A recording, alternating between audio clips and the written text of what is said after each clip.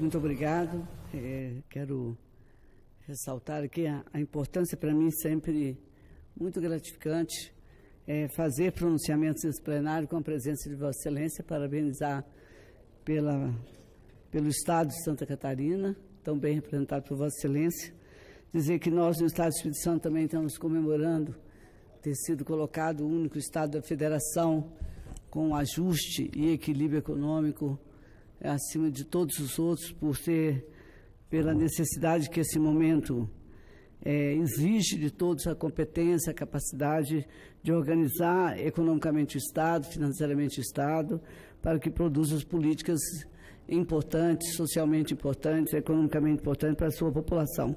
O Brasil que atravessa essa crise enorme, nós sabemos como é difícil hoje tratar a administração pública, a demanda que está posta, principalmente nas áreas sociais de grande relevância, elas dependem do equilíbrio da economia ajustada dos estados. Portanto, o Estado do Espírito Santo, o governador Paulo Artung está de parabéns pela condução, não só agora, mas no terceiro mandato que se encontra, sempre teve uma preocupação com o equilíbrio econômico do Estado. O nosso Estado é um Estado ajustado, mas tem toda a sua carência de políticas sociais, como o demais o Brasil tem.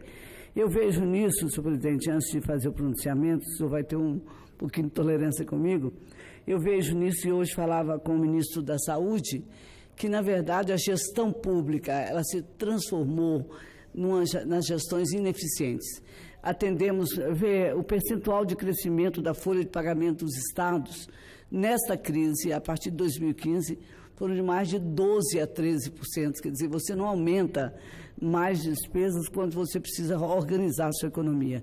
Então, a cada dia que passa, e a população que fez o povo brasileiro cansado de sofrer as consequências de tudo isso, não é porque você ganha a eleição no município, ganha no Estado, que você vai imediatamente atender seus compromissos políticos, esquecendo que é muito mais importante organizar a economia e sustentar políticas que possam atender a população, né? É muito difícil você saber que as pessoas vão aos hospitais e não encontram nem o medicamento, nem o atendimento adequado, nem o leito, e as condições dos hospitais é muito lastimável. Eu estou conversando com o ministro, o competente ministro Ock, na saúde, nós falávamos sobre isso, quanto importante é a gestão pública. Então, esperamos que, com esse movimento que a sociedade brasileira fez, tomou o destino na sua mão, disse agora eu escolho do jeito que eu quiser, independente de qual a proposta, mas eu não quero ficar na pauta que há anos e anos, sequencialmente, em todas as eleições foram colocadas para a população.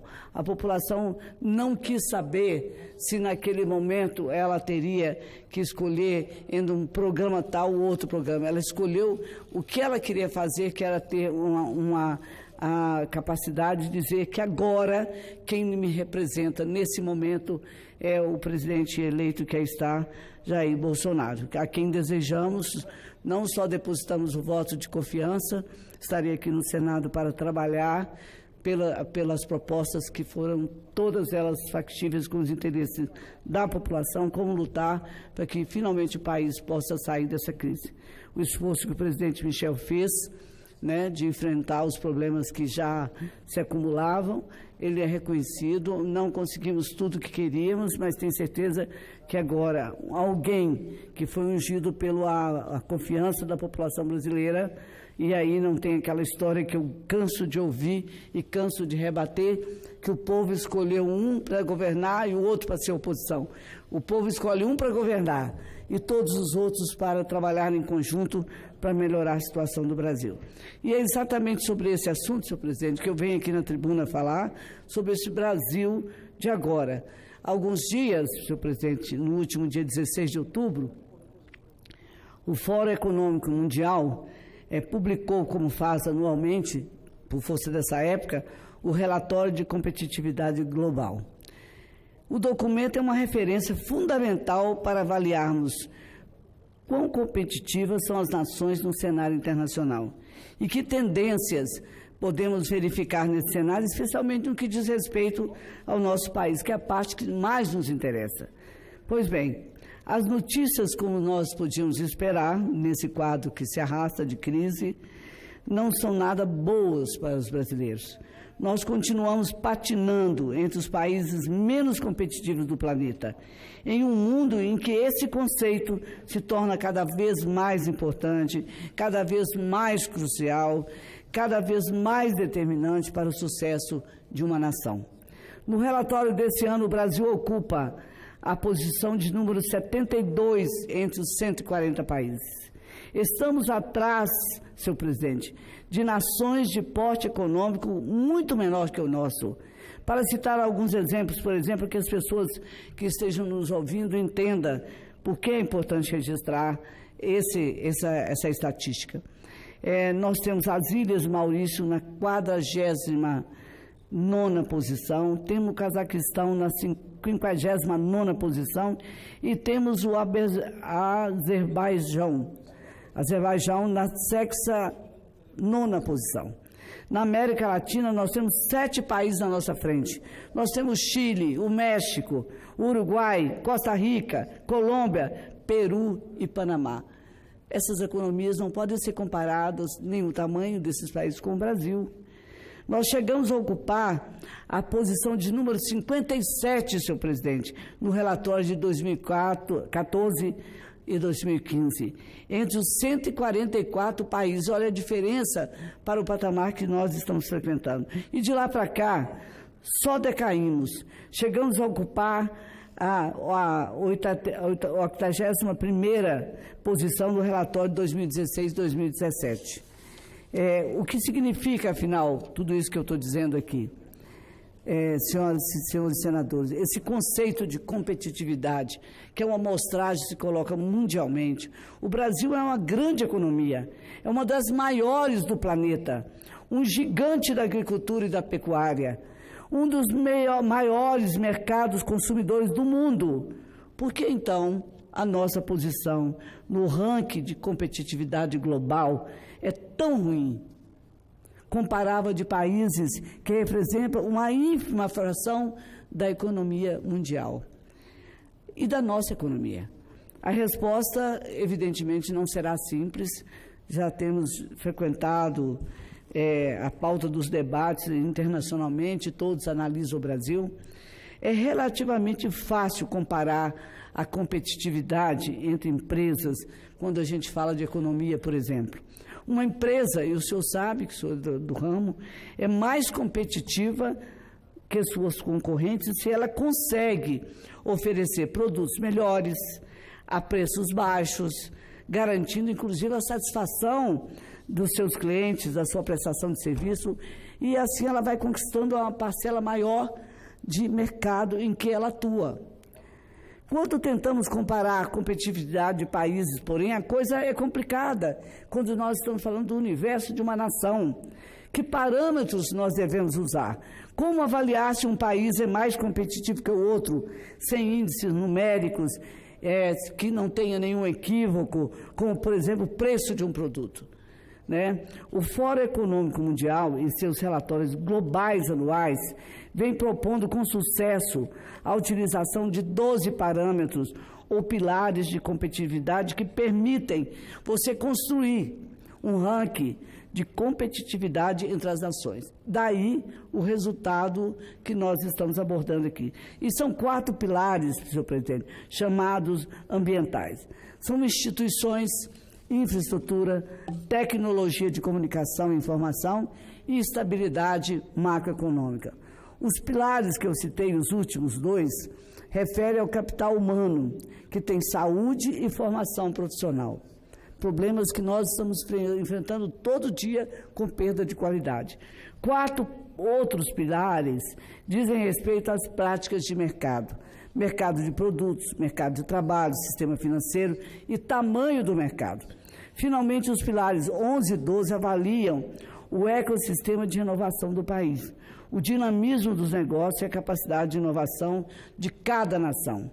Avaliando cada um desses pilares em cerca de 140 países, todo ano, o Fórum Econômico Mundial acaba realizando mais do que um ranking.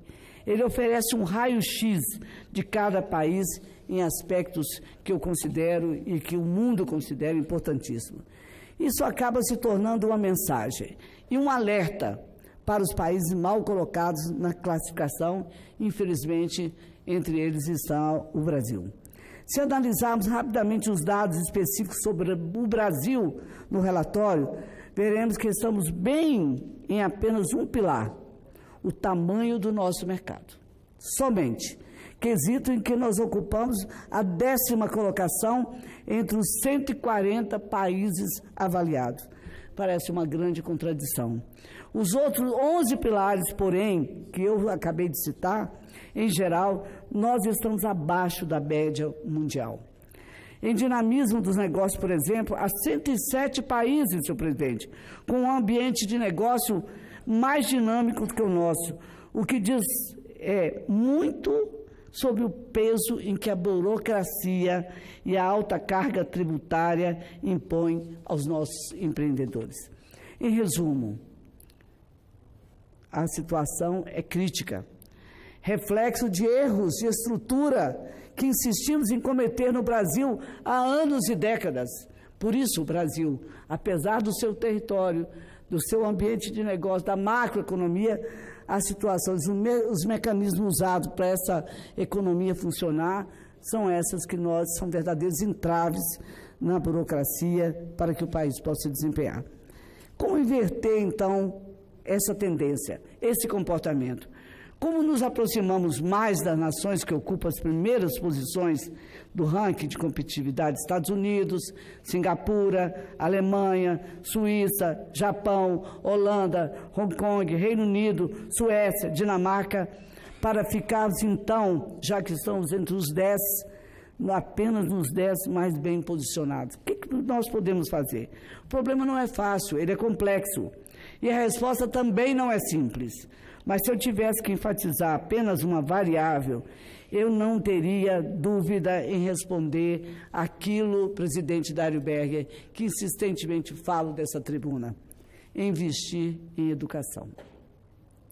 A teimosia do Brasil, até na construção do seu relatório, do seu orçamento anual, chega a doer, porque insiste em desconhecer que a causa de tantos problemas vem de uma causa estrutural: educação.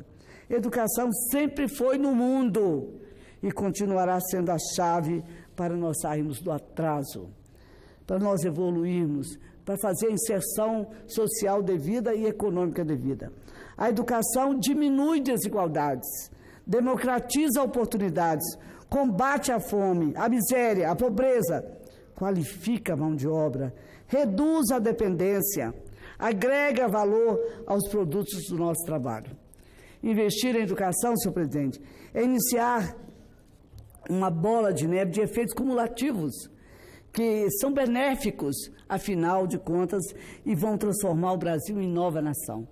Insistir nesse erro cometemos o erro da retórica, de estarmos falando sempre a mesma coisa, dizendo: olha como o Brasil está. O Brasil tem uma crise, a economia vai mal, mas tudo é decorrência da falta de objetividade em relação a criar uma política de infraestrutura que qualifique o país e dê oportunidade, faça inserção social e finalmente chegue ao desenvolvimento. Eu me repito, e todas as vezes que venho a essa tribuna, e tenho que mencionar, falar sobre educação. Se comemoro que o Espírito Santo tem o melhor ensino médio do país, segundo os dados do IDEB, referentes a 2017, divulgados há pouco mais de um mês, é porque acredito no poder transformador da educação em uma sociedade.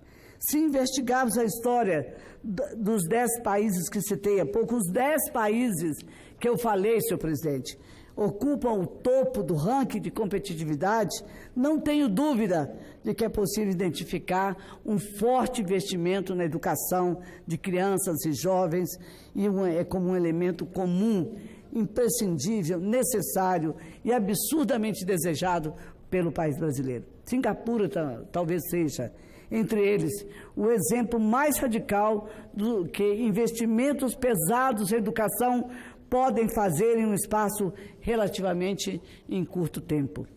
Senhor presidente, competitividade A competitividade não é uma soma, é um jogo de soma zero. Não é um jogo apenas de somar zero. Não é preciso que alguém perca para que o outro ganhe. Todos podem ser competitivos, todos podem ter inserção no país que quer produzir, podem desenvolver a economia e chegar ao desenvolvimento do país verdadeiramente, sem soluços que todo dia acontecem na nossa economia. Quando uma coisa vai bem, necessariamente a outra não tem que ir mal, tão mal quanto parece. Competição não deve ser confundida com rivalidade. Num ambiente competitivo, todos têm que dar o seu melhor, todos. Todos têm condição de desenvolver seu pleno potencial e isso cria um ambiente propício para o crescimento coletivo, para o crescimento do Brasil. Podemos e devemos, senhor presidente, melhorar nossos índices de competitividade com investimento em infraestrutura, em tecnologia, em desburocratização, em saúde, em tantas outras áreas. Eu cito o meu estado, por exemplo, presidente. Quantas cidades do porte de Vila Velha, na região metropolitana, que tem esgoto, que tem água tratada. O interior do estado tem cidades que não têm água. Isso é possível pensar que nessa condição miserável vai se ter escola para todo mundo? Não vai ter. Se não priorizam a infraestrutura, a educação, que é a base necessária para que a gente possa desenvolver, que o Brasil possa crescer, isso não existe. Não tem qualquer dúvida, porém, e acho que o presidente, o novo eleito presidente, deve estar atento a isso, que a educação é a chave do chamado desenvolvimento sustentável, que todo mundo agora fala em sustentabilidade. Todos os discursos contêm esse potencial nas suas palavras. Eu me repito, mas eu continuarei, senhor presidente, concluindo, me repetindo, batendo na mesma tecla, até que o presidente da República, já que o regime é presidencialista, é um homem, uma caneta e uma equipe designada por ele, escolhidos os seus ministérios, os gestores dos ministérios, é que eles pensem que merece ser colocado na pauta verdadeiramente e com incentivos, inclusive do setor privado, que nós precisamos atuar com sucesso em um mundo cada vez mais competitivo, investindo na educação. Era o que eu tinha que dizer. Eu sei que parece uma bigorna, senhor presidente, aqui dessa tribuna. Ao longo de 30 anos nessa casa, frequentando a Frente Parlamentar da Educação, fazendo projetos na área educacional, tentando, no meu estado, por exemplo, quando o prefeito dialoga, mostra a necessidade do seu município, o senhor não me falou de escola. Então, o assunto não prospera. E o Estado tem que entender isso. Tem que prover a educação do seu estado, o governo tem que prover a educação do seu país. O município tem que preocupar se ele não recebe do governo federal o incentivo para construir a sua rede educacional e oferecer. Isso não é um serviço, isso é uma formação. E para essa área, nada menos que a nossa militância dedicada para discutir o Brasil em todas as suas faces, mas, sobretudo, para discutir o Brasil que realmente quer promover justiça social e interdesenvolvimento. Muito obrigado, senhor presidente. Senhor presidente, o senhor sabe que esses próximos 4 anos são desafiadores. Entre todos os estímulos, de todas as lutas, de todas as propostas, o que temos que enfrentar é saber que nós não estaremos sozinhos no plenário. Vossa Excelência sabe o valor político que tem para a sua terra e eu digo para o nosso país. Portanto, eu estou alentado de saber que esses próximos 4 anos serão em sua companhia. Muito obrigado, presidente. Muito obrigado. Um abraço para Vossa Excelência. E eu consulto o senador Wellington Fagundes se gostaria de utilizar a tribuna. Como Vossa Excelência gostaria de usar a tribuna, eu imediatamente já passo a palavra para Vossa Excelência.